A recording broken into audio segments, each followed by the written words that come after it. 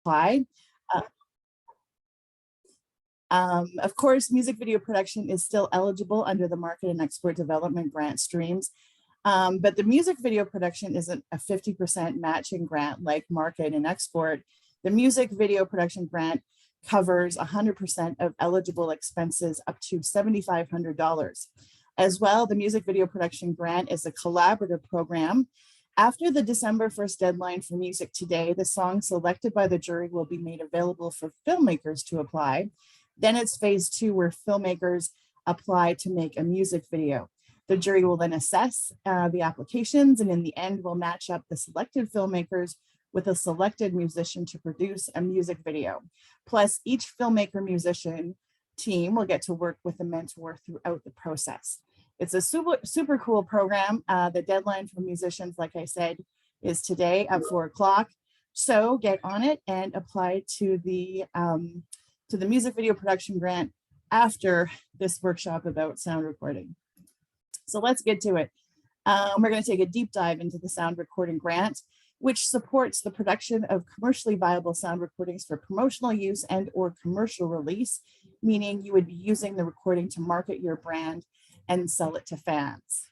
And as you can see, over the years, Creative Saskatchewan has supported many sound recording projects. The next and last deadline for this fiscal year for sound recording is coming up January 15th, 2022 at 4 p.m. So this is a good time to apply. Timing is important. Just remember that all applications must be submitted prior to the project beginning. But as soon as you submit your application, you can hit the ground running and start your project. If you do, however, need results before you begin your project, it's about 10 weeks after the deadline date. And also to note, fast tracking. EP and LP applications with secured funding from Factor or Music Action will be fast tracked. And these must be, you must receive funding from Factor or Music Action for the sound recording itself. They can be submitted anytime when the program is open. However, just remember they have to meet Creative Saskatchewan criteria, just like all other grant programs. Fast track applications will be funded in the order in which we receive them and as the availability of funds allow. So the sound recording grant has 3 streams. The first is single, which assists with the production of between 1 and 3 professionally recorded songs, which you're going to release commercially. You can apply for 50% of eligible expenses up to $1,500 per project. The next stream is EP, which assists with the production of an EP recording. The project must result in 4 to 6 songs of recorded material that do not run for more than 30 minutes in total. The recording has to be intended for commercial release, and applicants can get up to $10,000 or 50% of eligible expenses, but no more than $10,000. And the last is the full length. Projects must result in at least 6 songs of recorded material. The recording must be no more than 30 minutes of total running time. The recording must be released commercially, and applicants are eligible for a maximum of 50% of eligible expenses up to $15,000 per project. So what's the difference between an EP and an LP? People make this mistake a lot. Can you just apply to an LP and get more money? Well, the answer is no. You need to apply to the proper stream, which is determined by the number of songs you want to record and the total runtime. So single is between 1 and 3 songs. EP is 4 to 6 songs that are no more than 30 minutes in total. And LP is 6 or more songs that are at least 30 minutes in total. There are different definitions out there between EP and LP, but be sure to apply to the right stream based on the Creative Saskatchewan definition. So what can you apply for with the sound recording grant? Well, these are the eligible expenses supported by the grant. Production expenses directly related to the project and incurred during the project term, meaning you can apply for anything you've already done. You can apply for expenses related to the recording and mixing process, including studio rental and producer fees at Saskatchewan facilities by Saskatchewan residents. Now, you can use a non-Saskatchewan producer as long as they come to Saskatchewan. You can include their travel costs, per diems, and accommodations, as well as their professional fees, for as long as the recording occurs at a Saskatchewan facility and all other staff for the recording are Saskatchewan residents. Musician fees are an eligible expense for both stakeholders and hired musicians based on average rates. Higher rates may be used, but you must justify the higher rate within your application. CFM union members can use union rates, of course. And just to note, a stakeholder is a person with an interest in the business who owns shares and benefits from success or profit. So when we refer to stakeholder musicians, that would be a technical band member. Professional studio rates, of course, are an eligible expense for sound recording up to $90 an hour, and expenses related to the mastering of the recording, both in Saskatchewan and out of province, are eligible. Also, manufacturing expenses for both promotional and sales purposes can be incurred both in Saskatchewan and out of province. Note that you must justify the number of units and the format you are manufacturing on in your application. You can include expenses for album artwork, such as graphic design and photography, and marketing expenses directly related to the project being applied for, no more than 10% of the total project budget. I get a lot of questions about what Saskatchewan spends are and aren't eligible in the sound recording grant. Basically, if you do a recording anywhere in the world, you can still apply to Creative Saskatchewan Sound Recording Grant Program. It's just a matter of if you can include the recording expenses in the application or not. If the recording is happening in Saskatchewan and your producer or engineer are Saskatchewan residents, you can include their expenses. The only time you can include producer fees for non-Saskatchewan producers in your application is if the recording occurs at a Saskatchewan facility and all studio staff working on the project are Saskatchewan residents. In that case, you can also include travel costs for the producer to come to Saskatchewan. You can include musician fees for band members and hired musicians if you are recording in Saskatchewan. The band members and hired musicians don't have to be from Saskatchewan, but the recording has to be done in Saskatchewan. Otherwise, that's it. Album artwork costs such as graphic design and photography can be done anywhere, same as mastering, manufacturing, and marketing. As with all Creative Saskatchewan programs, it's encouraged to hire Saskatchewan businesses and individuals to work on your project. But if you want to work with non-Saskatchewan companies or people and it's eligible in the program, you totally can. If you're doing your album out of province, you can apply to the Creative Saskatchewan Sound Recording Grant Program. Just don't include the non-Saskatchewan recording expenses in your budget. However, you want to include information about the production in your application, which includes the description of the recording, who the team is, and in your work plan and timeline. Now, these are the ineligible expenses. So expenses that aren't supported by the sound recording grant. Out of province expenses for recording or mixing, which we just went over. Projects that don't have commercial intent as their primary purpose and focus. They must demonstrate the potential to make you money. Podcasts are not eligible. Mileage and per diem expenses for applicants and hired musicians. Home studio costs when the studio is owned by the applicant or artist, which exceed 20% of the total budget and or $50 an hour, whichever is the lesser. And you'll want to see the general program guidelines for all other ineligible expenses. So you may ask yourself, how do you know if I am eligible? Well, before you apply, it's important to make sure that you are. You must be an active practitioner in one of the creative industries identified under the Creative Saskatchewan Act. In this case, it's music. You must demonstrate your intention to earn your living within your chosen creative industry, meaning music, as well as your ambition to grow your business beyond your current status. You must be in good standing with Creative Saskatchewan in all respects. And you can either be a corporation or an individual that meets the eligibility defined in the Creative Saskatchewan regulations. So, eligible individual or corporation. A corporation is incorporated or registered to carry out business in Saskatchewan. The majority of voting shares are owned by Saskatchewan residents. The corporation has a permanent establishment in Saskatchewan and has filed an income tax return in Saskatchewan the previous year. You are an individual if you filed an income tax return in Saskatchewan the previous year. Then you are eligible.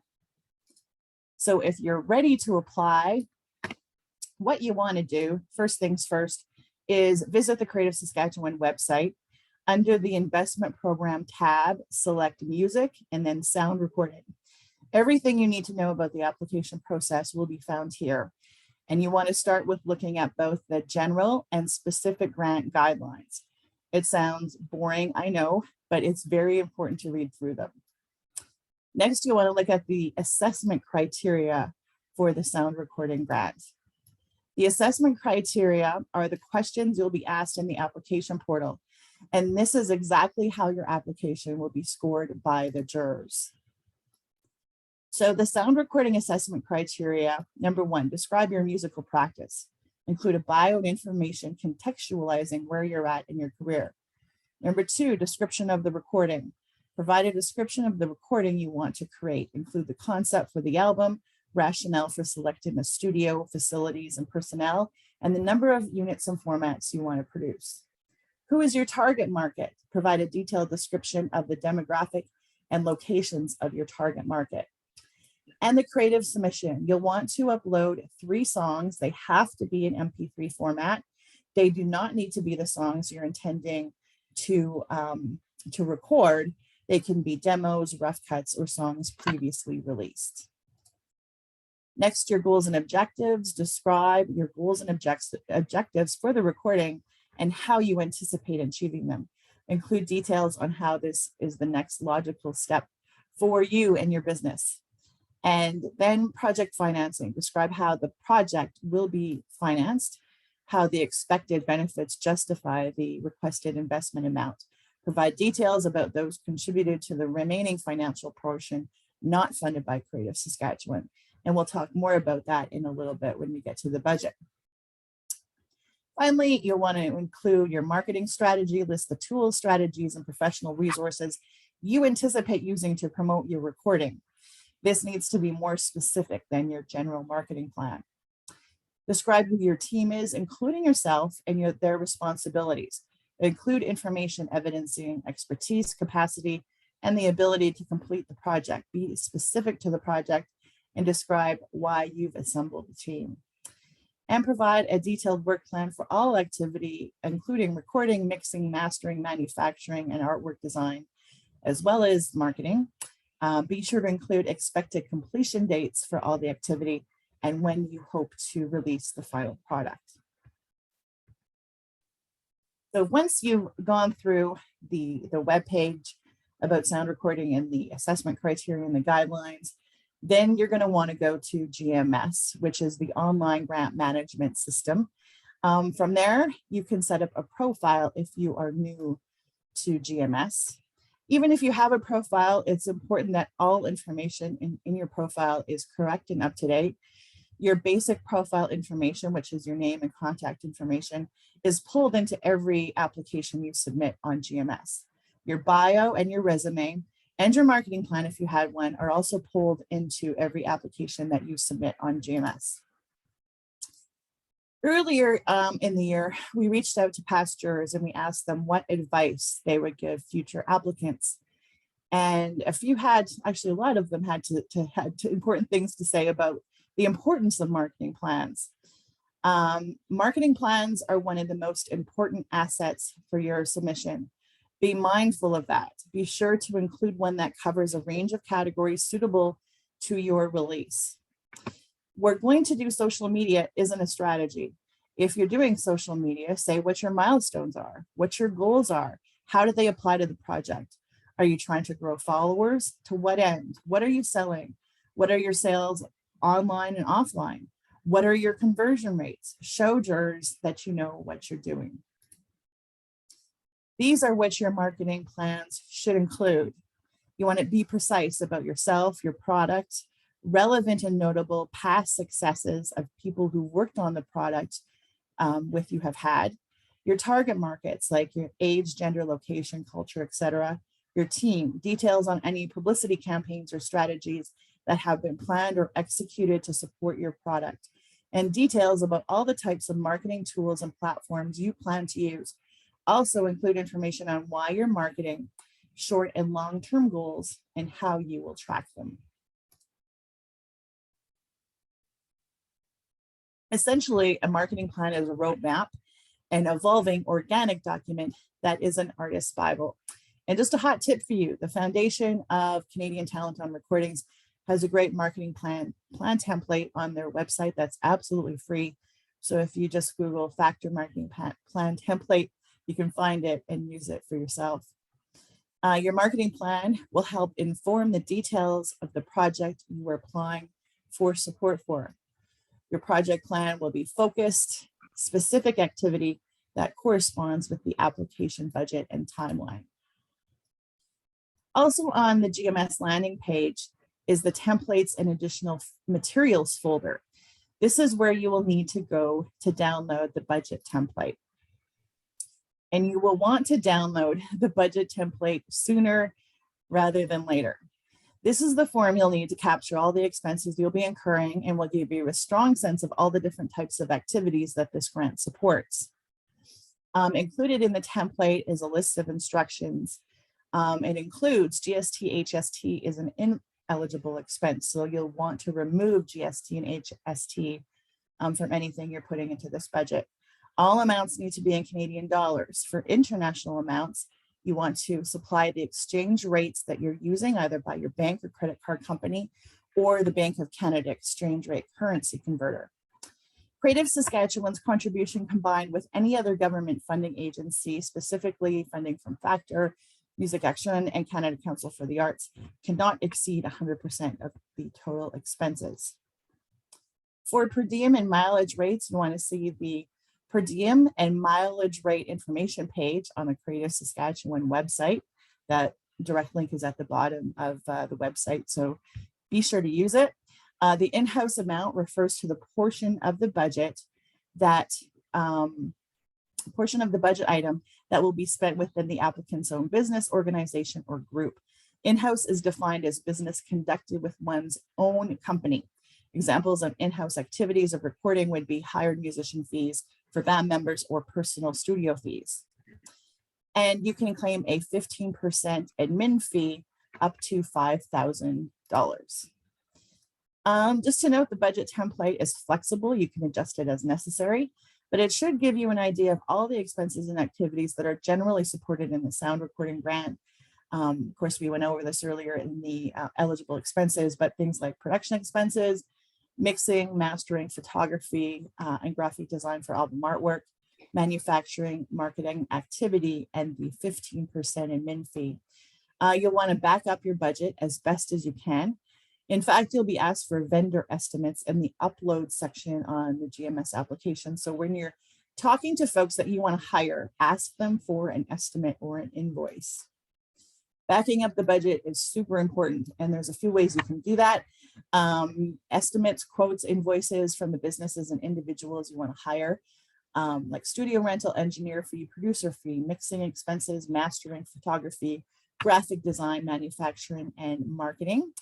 If there isn't an estimate or invoice available, you could get a rate card or to just take a screenshot online for, say, gear rentals that you're going to be incurring that expense for. For social media campaign expenses, like just a breakdown that you do in a Word doc or a PDF or something that includes a list of the platforms and regions and target audiences and demonstrates how you're calculating the expenses that you're going to use in the budget. And just remember, don't include GST or HST and convert all expenses to Canadian dollars. A well-researched budget goes a long way and ensures that you're requesting an accurate amount of money, because no one wants to shortchange themselves and you don't want to have to pay money back in the end. It demonstrates to the jury that your plan is well thought out and you're serious. Plus, it gives you peace of mind heading into the studio knowing exactly how much everything will cost.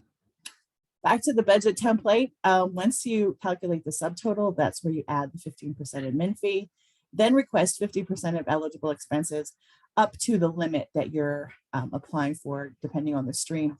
1,500 for single, 10,000 for EP, and 15,000 for LP. Then there's the project financing. How are you going to pay for it?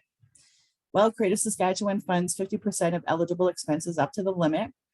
The other 50% or remainder can come from personal savings, confirmed crowdfunding, a third-party investment, like from a label, a family member, an angel investor, or other funding agencies. Often for sound recording, it would be Cultural Saskatchewan, Factor, Music Action, SOCAN, or Radio Star Maker.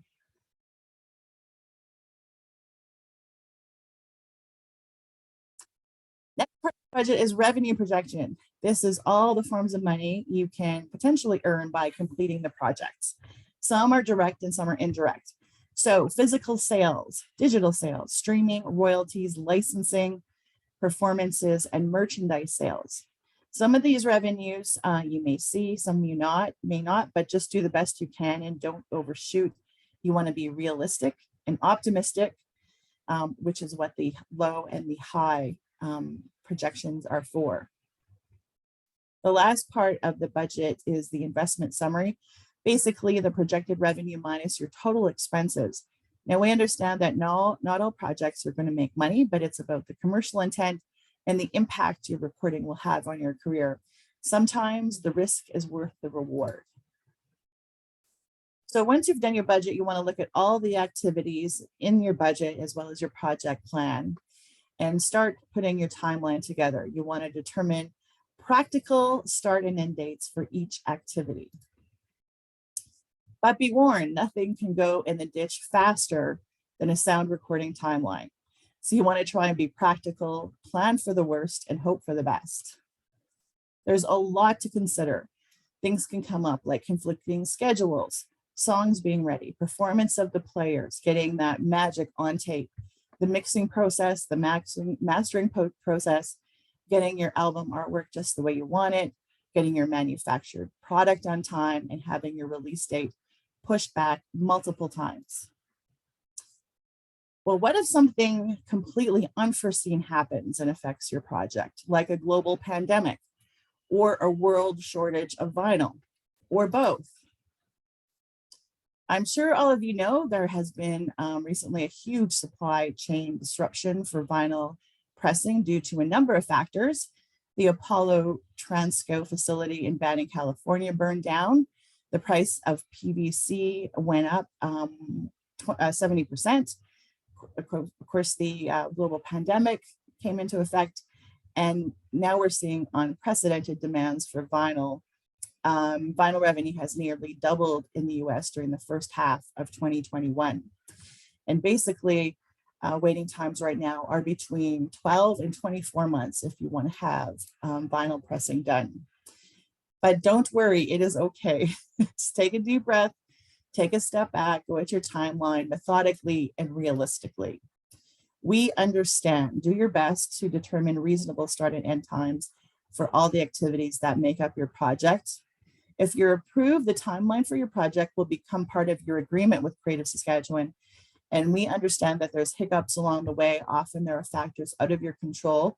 So we just ask that you let us know and we can revise your timeline and adjust the final report due date for your project. But back to your application. So once you have all of that in order, you want to take a step back and make sure all the components of your application are connected. Your project plan, your marketing strategy, timeline, your team and vendors, and that you have a well-researched budget. It's important that all components of the application speak to one another. And a good tip, ask a colleague or a friend to look through your budget first and your application. Do the two complement each other, or does it leave your reader confused with questions? If so, you want to go back to the drawing board. But when you think you're ready, well, then submit your application. It's always recommended, though, not to wait till the last minute. Give yourself plenty of time. Ensure your application is thorough and complete. Too often we have seen people wait to the last minute only to miss the deadline or have their application deemed ineligible because it was incomplete. When the clock strikes 4 p.m., that is it. We have no way of adjusting the online system and accepting applications submitted even 1 second late.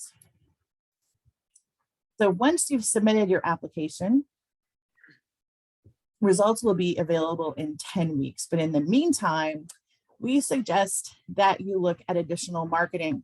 10% of your sound recording budget can go to marketing activities, but you'll likely want to do more because after all, you did not record your album and manufacture it just to store it. You want to get it out there. So you can look at the Market and Export Development Grant programs, which supports a wide range of marketing activities, branding and artwork, photography, printing, promotional merchandise for giveaway, production of music videos, hiring a publicist and a radio promoter, engaging a marketing agency, online and print advertising, web design, hiring a social media manager, doing a social media campaign, going on a radio or promotional tour, hosting an album release event, and a whole lot more. So you'll want to look at the Market and Export Development Grant. The major stream, the next and last deadline for this fiscal is February 1st at 4 p.m. Applicants can apply for up to $25,000 per fiscal year or $50,000 over 24 months. These applications are assessed by a jury. Results are available 10 weeks after the deadline. And then there's the micro stream, which is smaller scale marketing activities. Maximum is $5,000. There's 2 deadlines for music left for the micro stream, January 4th and February 15th. These applications are assessed both internally and by a panel of marketing professionals. So check out the marketing grants. And if throughout the application process you have questions at all, just go to our website, click on the About Us tab, and you can find our contact information. Reach out to either myself, Lisa Perpich, Karen Jarowitz, or Andrea Martineau. And all of our information is listed there on the website. You can also book a Zoom consult with any one of us. Just go to our website and there's a link for you to fill out the form and meet with a program officer for a 30-minute chat. So there you go. Good luck. We hope you apply to the sound recording grant and reach out if you have any questions. So that is my presentation in a nutshell. It's time now for the star of the show, Reignwolf. I'm looking forward to this special conversation with Saskatoon's own Jordan Cook, also known as Reignwolf. He has toured with rock and roll Hall of Famers, Black Sabbath and The Who, plus influential alternative rockers, the Pixies. He's performed across the globe, including appearances at renowned festivals such as Coachella, Lollapalooza, Austin City Limits, Glastonbury, and more. He has been supported by Creative Saskatchewan Sound Recording Grant Program with his Hear Me Out album released in 2019, and he's in the studio right now working on his new album. And joining him is Craig Silifant.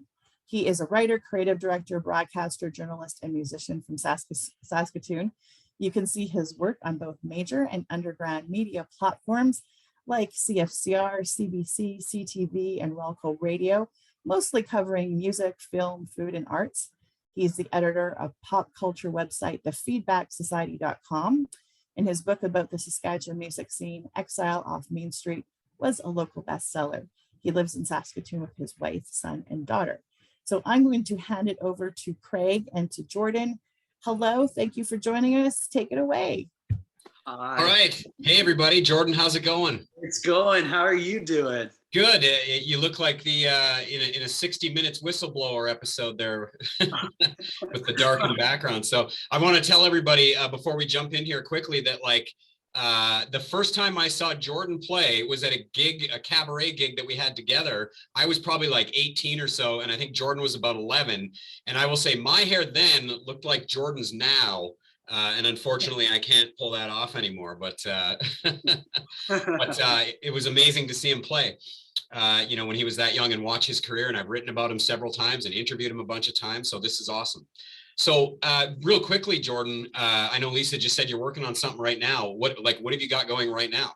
Oh, it's really exciting because, you know, writing songs and actually finding the right recording for them and like the right feeling, as Karen had mentioned, is that's a real task in itself. And uh, I feel like, yeah, this is the best thing yet. I know that's easy to say. I can't believe this. My door, somebody's at my door. We're gonna leave it though, but they've rang the doorbell a couple times. Anyway, yeah. So I've been kind of writing. Oh my goodness. I've been kind of writing like nonstop, and luckily, uh, there's a record on its way. I'm pumped about it.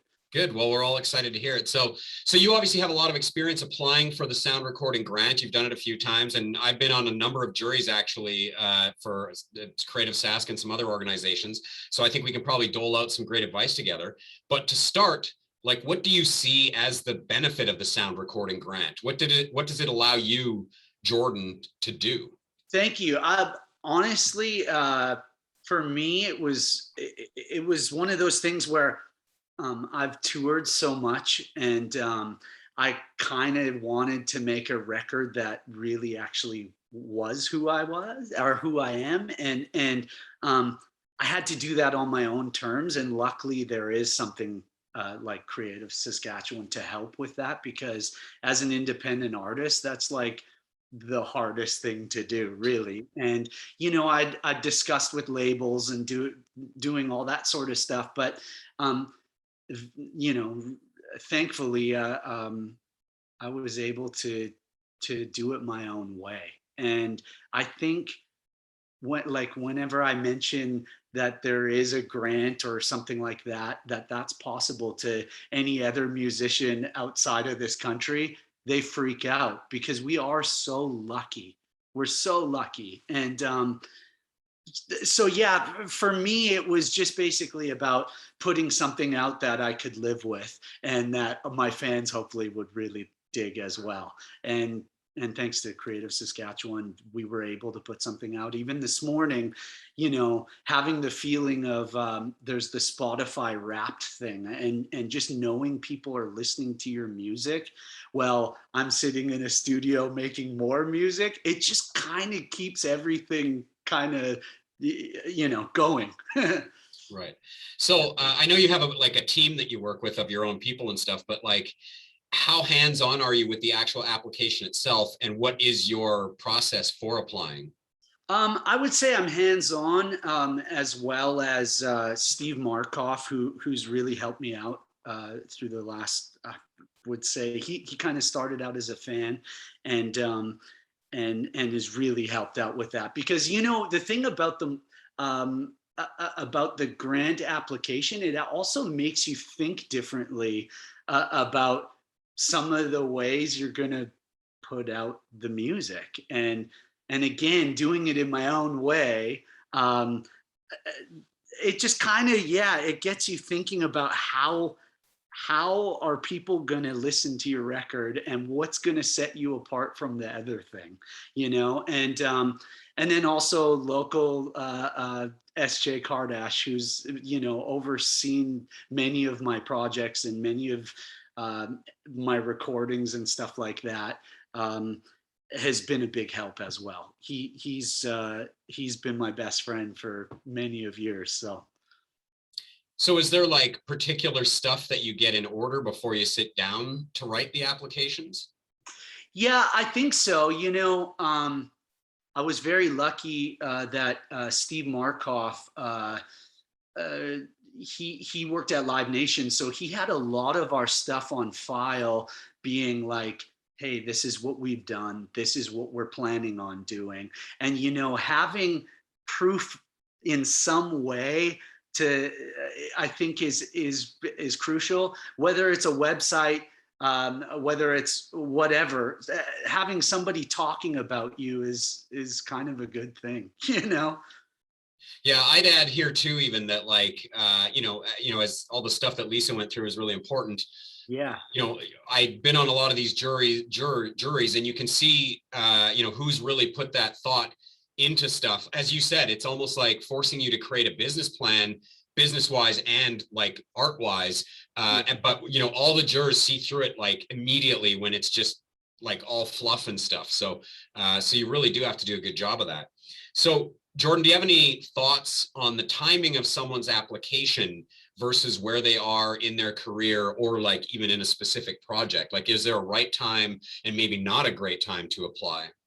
Well, you know, I do think number one, even think about the music or what you're gonna send. Like for me, I'll be honest, I get like kind of weird about sending out demos and stuff like that. But if the song is good, hopefully, first of all, that will raise the roof a little bit, and then I'd also say like, for me, it was more like we toured for quite a while to build the anticipation of a record, you know. That was important to me. Otherwise, I'm not sure that people would really take the time to listen. But you never know. This day and age, like all it really takes is carving your own way. And so right time, wrong time, I can't really say that there's a wrong time, because just putting yourself out there, that's winning in itself, you know? Yeah, I like what you're saying though. I mean, it's the same thing with even like starting a Kickstarter or something like that. Some people think you can just throw that up and automatically the money rolls in, but you got to do what you do, which is tour excessively and get that name out there so that you build that stable of fans that, you know, will support you, and that you can clearly show on a grant application or something. Yeah, well, I just think that stuff helps. I wouldn't say don't put in your application if you don't have that. You got to start somewhere. But I definitely think having you know, something on top of just the music it's a really good thing, you know. Thinking about timelines and stuff, like, do you generally have at least most of the songs written to some degree when you step into the studio, knowing you're kind of on that ticking clock? Or like, I just watched the Beatles Get Back last weekend, and so How obviously good was that's like, that? Yeah. yeah, so I mean, you can see them working up the songs in the studio, but it's also clear that they stepped in there with some material to work on. But For obviously, in sure. light of a ticking clock, like, how do you process that as an Well, and that's the thing. There's also that thing called demoitis that's very real too. So if you go too far with your demo, sometimes that ends up being your recording, and there's something about that too, or trying to achieve what you did in your last feeling. But yeah, for me, I have a lot of the song written before going in. I usually find like it brings the best song, but when you put it under the magnifying glass and listen back through the speakers, you want to change parts, and you got to also be really careful of that too. So there's a balance there. And in my situation, that's why a guy like SJ, who has big ears and I trust and stuff like that, it's good to play stuff for people, you know. Don't be shy of that, because sometimes as the artist, and I'm guilty of this too, you kind of go to a place where you're always trying to be better and better and better and better, and not even hearing it the same way anymore, because maybe the song's a year or two old and you're finally recording it. So best to get it in the early days of the song, you know. Right. So I want to talk a bit about the like business side versus the art side. I know that like lots of projects I've worked on, and I'm sure even, you know, any musician's going to feel this part of it, or any artist at all. And maybe they think once you get to a certain level, like you don't have to pay attention to the business side anymore. And maybe that's true. But like, I remember in the film world, you know, working on grants and stuff, and, you know, 5% of the actual work we did was on the day of shooting, or as for you, you know, in the studio recording. The other 95% of it was all the sort of, you know, filling out your grant things and putting people in order and stuff like that. So, you know, obviously those things all connect, but can you talk a bit about, from your point of view, how important it is to sort of manage the different pieces of that whole project? Well, that's what I'm gonna say. There's some good points in there. it never goes as planned. And it's good to have a plan. And I think early days of Reignwolf was really kind of like, let's see what happens. Let's just, going out and getting the tour of Black Sabbath and not having a record, that was so exciting. But at the same time, then we took a little bit of time to get the record together. And the truth is, it's like, yeah, when you fill out the grant and stuff like that, you come up with a plan. And hopefully you come up with a plan before that, but that definitely helps with the plan. And I think on the art side, yeah, that's the hardest thing, to kind of juggle the art to the business. But if you don't do that, you don't really have anything, So I can say that I'm getting better at that personally, and that's something I as an example, with the first record, I wanted to work with everybody. It was kind of one of those things where I got really lucky because we were touring and able to get in the studios with, guys like Rick Rubin and like guys that's a dream, But when it all comes down to it, I found myself back in Saskatchewan doing it the way I probably would have done it if that opportunity wasn't there. So you gotta kind of listen to, the second time around, I'll say with this next record, the flashy part of it means less to me. The actual feeling of just putting the right thing down is everything. It really is. Right. If that makes any sense, I don't know. Yeah, no, that makes sense for sure. So, I mean, it's probably fair to say, like, you have to make a really good plan so that on the day of, you can step into the studio and just know that stuff's all going to kind of take care of itself and you can be the artist. Yeah. And then probably like, I would say it's probably also important to build like flexibility into that too. Like as everybody's been saying, as Lisa said in her thing there, like you're going to end up in the ditch on some of these things. So like you have to, how do you keep yourself, you're a pretty flexible guy in general, really, but like, how do you balance that, like having that plan with, being flexible on the day of? Yeah, I would say that having a plan period is kind of everything. And if you meet that goal, you're really winning, sometimes, like back to the song, it will change in the studio, but you also got to know that putting on that one piano part or whatever you're waiting on sometimes is just a dream, and sometimes isn't going to make the biggest difference. And that's another thing I've learned by having this is being able to work with people you want to work with, but then backing up and kind of just knowing that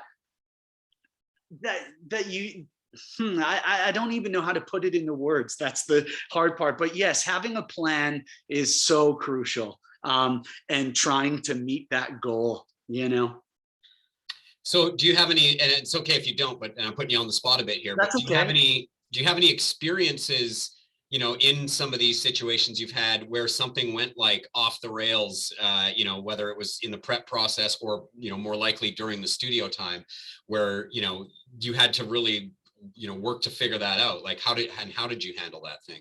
Well, it's interesting you're wearing that shirt because Beastie Boys, I love the Beastie Boys so much. And when we were mixing, there was a song, it's called Over and Over on Hear Me Out. And it's one of my favorite things I've ever recorded because it stands out as something totally different from the rest. And, making a record, you got to think about those things. What's some of those moments that is pushing you as an artist? And I got really lucky because Mario C ends up being, well, my old publicist, who's a very good friend of mine. She is like best friends with Mike D, and I somehow got his email, and I was able to call Mario C. I got his contact and I just cold called him. And I was like, I'm working on this song, and I actually played it to him over the phone. And he's like, yeah, send it over, send it over. And that was one of those things that I wanted to wait in order to get the right mixer on that one song. Right. But sometimes it doesn't, like the business doesn't allow that, because we had tours coming up and all that sort of stuff. And that was just a lucky situation where, knowing somebody and just kind of thinking outside of the box. And next thing you know, I'm on the phone with this guy. And Mario C recorded many of the Beastie Boys things, and he was telling me all these stories. And look, that opportunity wouldn't have happened, I don't think, if I didn't put myself in the fire, Yeah, for sure. So you're currently recording here in Saskatoon, I think, with SJ, you said. Yeah. Who, like you said, is an old friend of yours and also has played with you for many years. And he's also a fairly sought after producer engineer in the province here. So, in terms of, framing this through the eyes of the grant and everything, as well as your career and what you're doing. And obviously the pandemic is part of this too, but why did you choose to record this current project in Saskatoon? And, in a bigger thinking, like, how do you decide between local talent and non-local talent? I mean, if you can get Mario C, it's just, you get Mario C, I guess. But like, how do you make some of those decisions, especially when you're going through the paperwork part of it? For SJ and I would say that because we've known each other, it's really important to have somebody around that kind of has your back, and SJ and Joseph, who plays drums with me, those guys, I've known them for like quite a long time, that, if I play them something, it's like they will know whether or not I'm lying to them or not. They'll know if it's good, and I'll know if it's good when I'm playing it to them, And so, sorry, I forgot your question, but just how do you decide between the local talent versus non-local talent? But I mean, you pull on an interesting thread there, going back to even the idea of like maximizing that time in the studio and knowing when to chase things down holes, or like when to sort of give up and go, okay, this isn't working right now.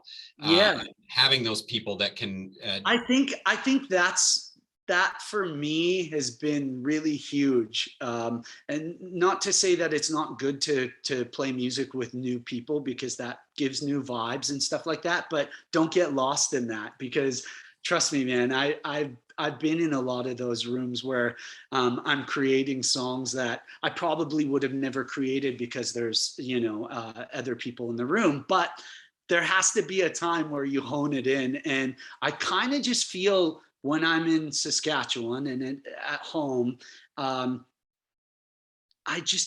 not really thinking about anything else other than just the music and focusing on that. And the pandemic even led to something I did in my garage just to get out of my house. Right, I remember that one. And truthfully, I didn't even, that wasn't even a planned thing. It was just to get out of my own house. And I don't know, I guess I had that on my 4-track, and I was able to take it to SJ's and make something of it, dub it down. But again, doing stuff on your own, sometimes it's really nice to be able to go, hey, how is this? Or, have people you trust in the room. Yeah, and I'd say even to the I guess audience, for lack of a better term, like, someone like Jordan has a team of people that helps him put that grant together too. If you don't, it's a good idea for you to get somebody to just even read through it and go, hey, Yes. like, why is your bio in here 3 times? It's only supposed to be in here once, or whatever, right? Like, you don't have to go it alone, basically.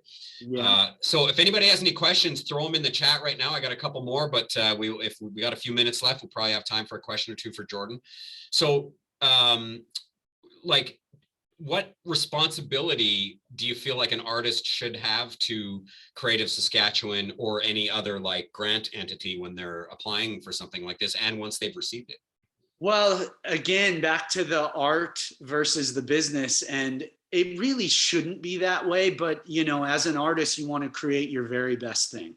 And I think with Creative Saskatchewan, that's very close to home to me, and it's really important to me to achieve the goals I set out to do, and being responsible about it is like, that's a big deal, and also I've been really lucky to, when I don't understand something, to be able to reach out to Creative Saskatchewan and kind of have help to walk through certain things. And again, I think just, yeah, having somebody read over what you're putting down is also going to tell whether or not you're realistic about your plan, because it's super easy to have a pipe dream about all this stuff, but when it actually comes down to it, you also have to know that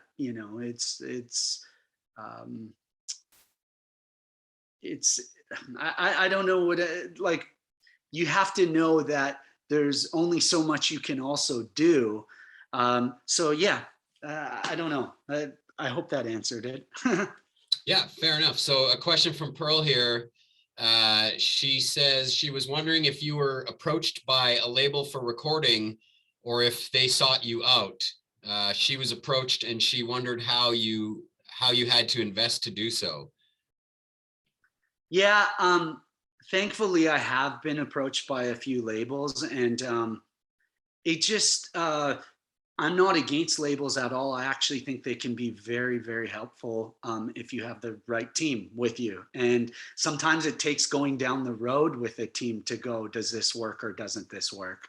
And being open to that is crucial. And I've always lived my life as an independent artist, in the sense of everything I do or the plans I come up with has been quite independent, and it's just trying to talk other people to getting on your side, and if you can find that team, that's great.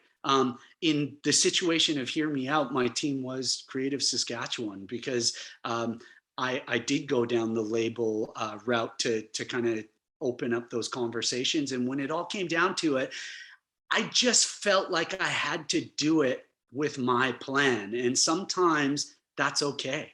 I'm really happy that that record lived as an independent record. I'm proud of that, and thankfully, how expensive studios get, and it always is more than you plan. It always is. So know that, Right. So like at the end of Guys, the day. I'm sorry. I just wanted to, Pearl had one more question that was earlier in the chat, and I just wanted to ask it if you don't mind. No. Sure. So it's a question for Jordan, and it says, you've played music all your life and had lots of family and friends to help. I am basically starting over, and I wanted to know how much time was spent doing everything yourself, as it's harder now to get up and running. Yeah. I want to say that I've recreated what I do almost on every project I've ever done. And whether that's your team changing or whether you're just straight up alone. And I would say keeping yourself motivated, because it gets really frustrating. You have to figure out ways to do that, whether it's just really being inspired. And sometimes being on your own and staying inspired is so difficult. Maybe you have a few jam sessions with a few people to kind of just get the creative juices going, because again, it's a lonely road when you're doing everything yourself, but sometimes you have to do that in order to get other people to back you up. I hope that helps. So I think last question. So, at the end of the day, how do you measure the success of that recording project? I mean, obviously gold records and millions of dollars would be awesome, but, especially as an independent performer, even at a lower level than you, what should people, take away from that? What should they see as a measure of success, or how do you see that? I'm really hard on that stuff, to be really straightforward.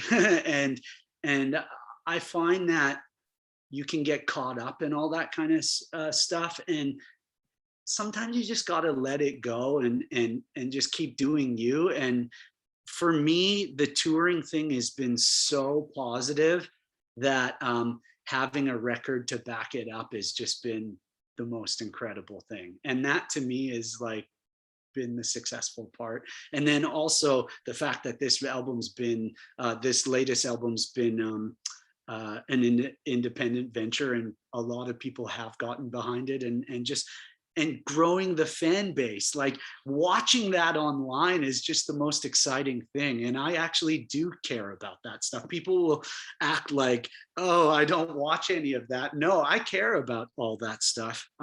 So to me, just seeing it grow, like each thing I do is kind of fueled the fire, to be honest, you know? Awesome. Well, cool. Thanks so much, Jordan. And thanks so much to Creative Saskatchewan. And Pearl wants to say, tell Jordan we met in 2019 at Amigos at the Sask Music After Party. Oh, that's awesome. That's really cool. That was a really great night. I remember that night well. I just wanted to say thank you so much, Creative Saskatchewan, for, you know, helping me with my dream. It means a lot to me. And Craig, you're awesome, man. Thank you, buddy. Thanks for doing this. Really appreciate it. Thank you. Thank you so much, Craig and Jordan. It's great. And, you know, Creative Saskatchewan's grant programs are only as good as the success of the applicant. So way to go, Jordan. Thank you. Thank you. Everybody, please, you know, if you have questions in the future, reach out to us. And thanks again for joining. Enjoy the rest of your day. Bye. Thank you.